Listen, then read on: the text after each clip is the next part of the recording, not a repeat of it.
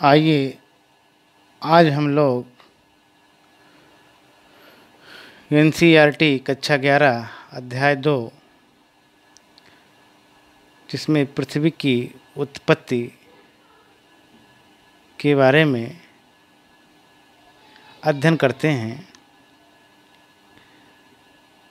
मानव जब धरती पर आया तो उसके अंदर ये जानने की जिज्ञासा जागृत हुई कि हम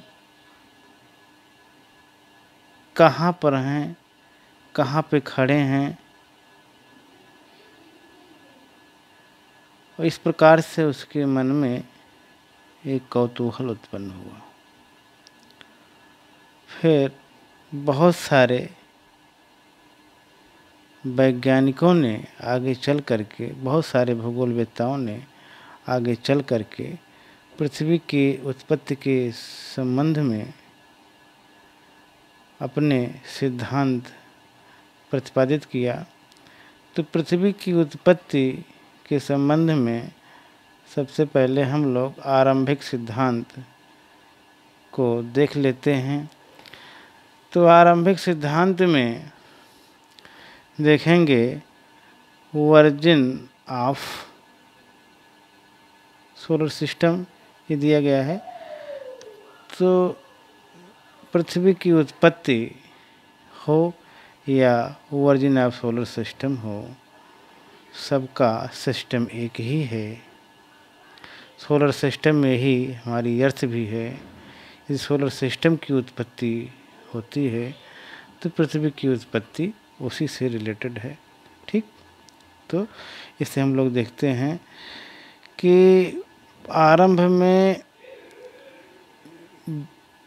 सबसे पहले जो हाइपोथेसिस निकल के आई, जिसको मोनिस्टिक हाइपोथेसिस कहा जाता है या एकल तारक परिकल्पना कहा जाता है। एकल तारक परिकल्पना में पहली परिकल्पना है गैसियस हाइपोथेसिस। ये कांट महोदय की गैसियस हाइपोथेसिस है। 1755 में कांट महोदय ने गैसियस परिकल्पना को प्रतिपादित किया था। इसमें उन्होंने बताया था कि हमारा सन है। उन्होंने बताया था कि ब्रह्मांड में आदि पदार्थ पहले से मौजूद थे। कुछ छोटे कण थे, कुछ बड़े कण थे। बड़े कण छोटे कणों को अपनी ओर आकर्षित करते थे और इस प्रकार से इससे नवग्रह का निर्माण हुआ और जो बचा हुआ भाग था उससे सन का निर्माण हुआ।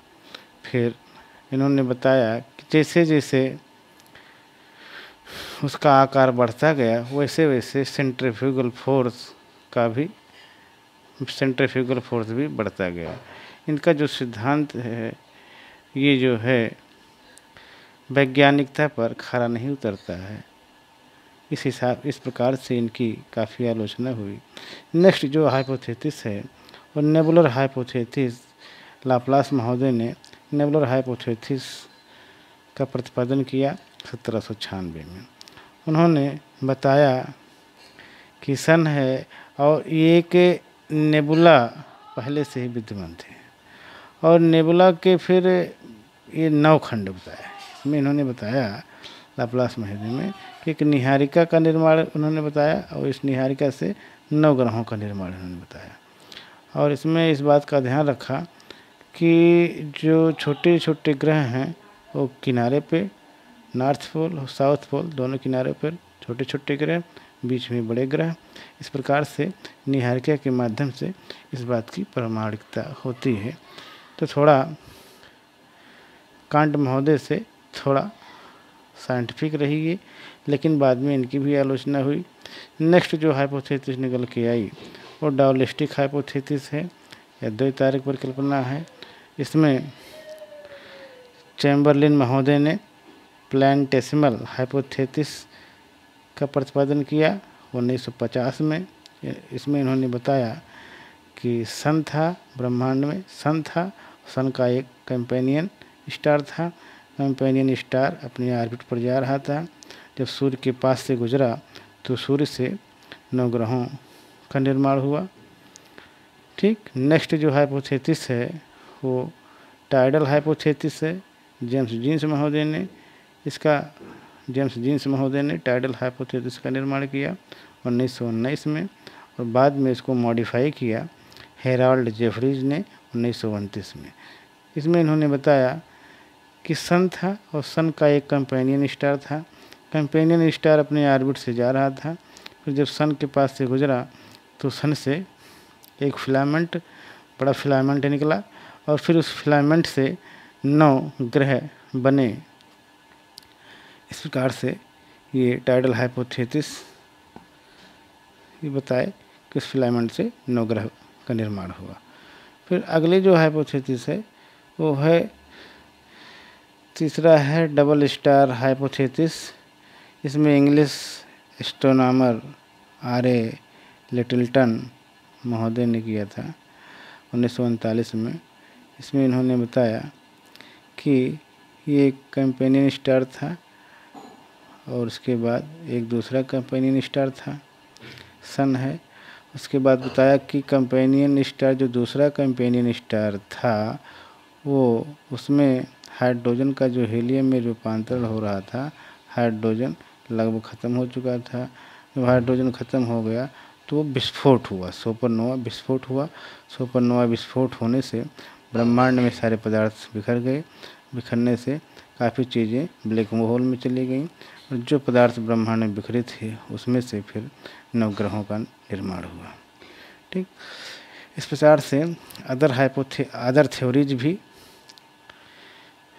आई, जिसमें पहला है बाइनरी स्टार थ्योरी, रसेल महोदय ने 1937 में दिया। फिर Interstellar dust hypothesis I by auto Smith ने 1943 में दिया। फिर इंटरस्टेलर महोदय ने क्लाउड हाइपोथेसिस का निर्माण किया। इंटरस्टेलर क्लाउड हाइपोथेसिस आई, इसको आल्फावेन महोदय ने इसका निर्माण किया। आगे है चौथा है सेपिड हाइपोथेसिस। ये AC बनर्जी ने सेपिड हाइपोथेसिस का निर्माण किया 1947 में। इस प्रकार से पृथ्वी की उत्पत्ति के संबंध में ये हाइपोथेसिस हैं। आज यहीं तक, धन्यवाद।